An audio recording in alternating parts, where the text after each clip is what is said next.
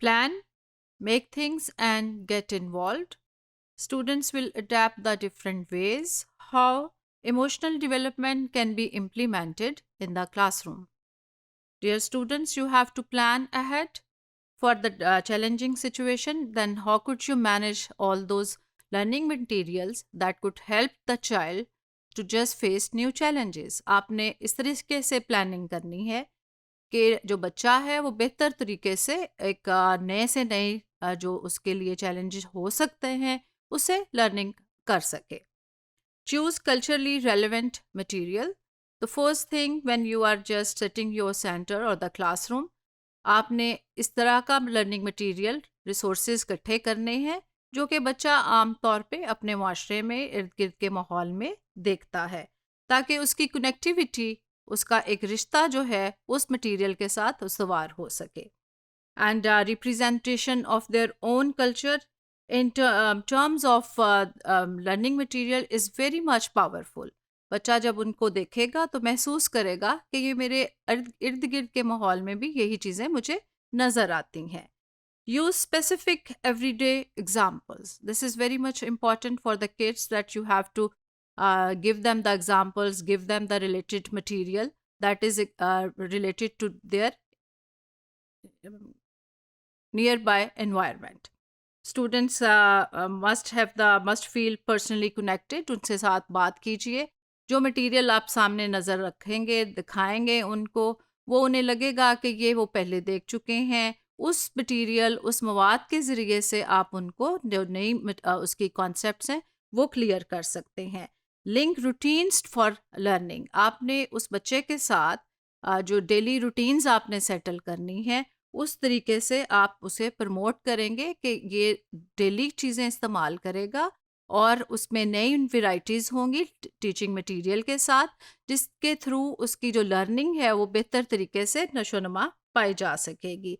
For example, आप उसे अगर हाथ धुलवाएंगे, हैंड वॉश का जो एक कॉन्सेप्ट है, इस हैंड वॉश के कॉन्सेप्ट में देखें बच्चा हाथ धोएगा, उसको एक जो साबुन है उसका इस्तेमाल आएगा, फिर ड्राई करना हाथों को और फिर उनको उसी तरीके से पानी का जो टैप है उसको बंद करना भी आएगा. तो उसकी एक ये रूटीन बन के सामने आएगी जिसमें वो बहुत सारी जो लर्निंग उसके कॉन्सेप्ट्स हैं वो क्लियर होना शुरू हो जाएंगे.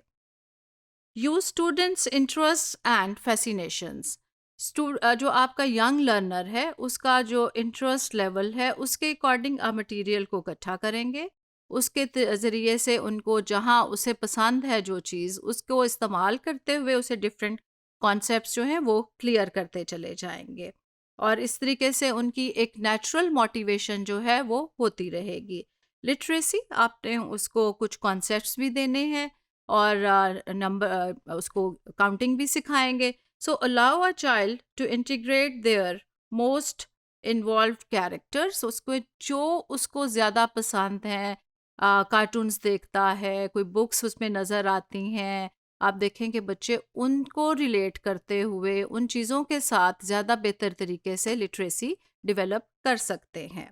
और उनकी अगर आप क्लासरूम में रीडिंग टाइम लाएंगे तो उन्हें आप जिस तरह का मटेरियल पढ़ा रहे हैं वो बच्चे अपने इर्द गिर्द के माहौल में भी उसको तलाश करते हुए आपको नज़र आएंगे.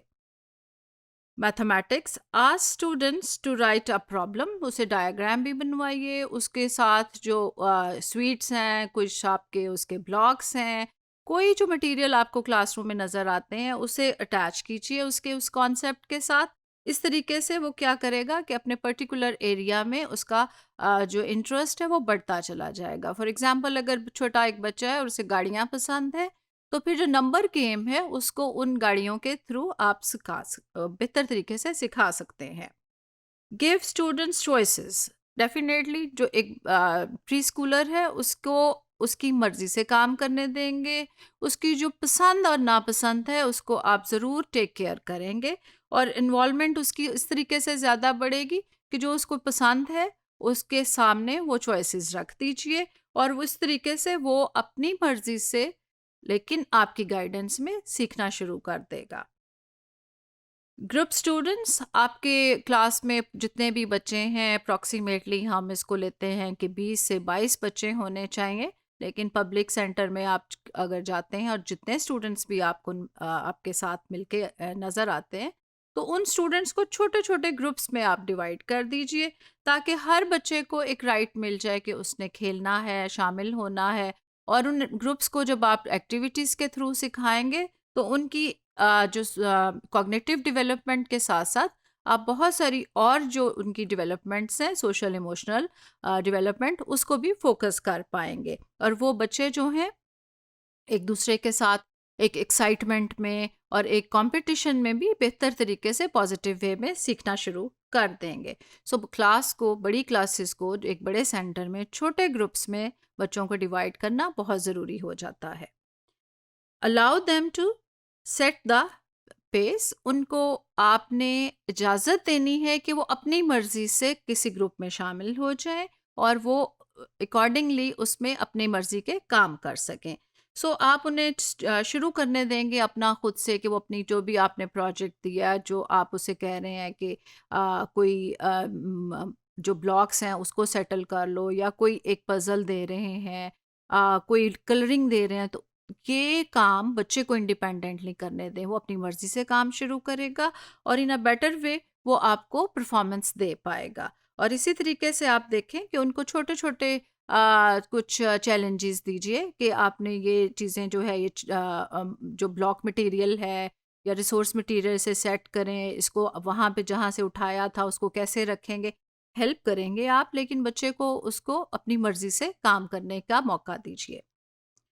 Try homework menus. कोशिश करें कि छोटे आप जो डिफरेंट टाइप की असाइनमेंट्स हैं वो बच्चों को होमवर्क में देंगे।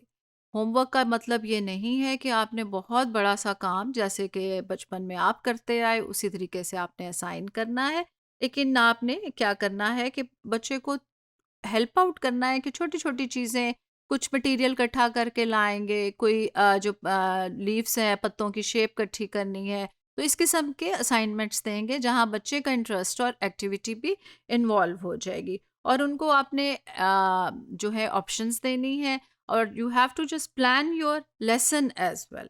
Thank you.